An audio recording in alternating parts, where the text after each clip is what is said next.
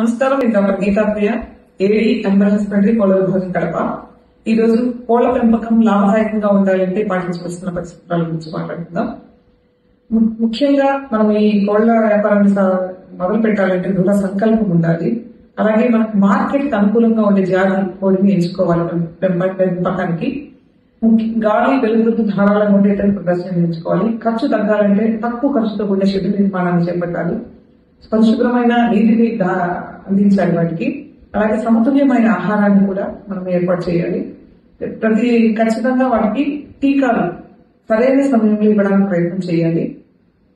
కోళ్ల వ్యాపారంలో no care no profit అనే నానుడి మనం గుర్తుంచుకోవాలి. ఖచ్చితమైన పర్యవేక్షణ ఉండాలి.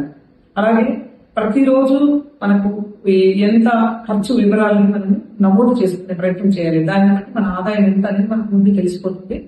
ఈ గోల్డెన్ రూల్స్ మీరందరూ గుర్తుపెట్టుకుని కోళ్ల వ్యాపారంలో అభివృద్ధి చెందాలని మనస్ఫూర్తిగా కోరుకుంటున్నాను. మరిన్ని వివరాలకు ఏపీ స్టేట్ హ్యాస్ సమాధానం. Thank you.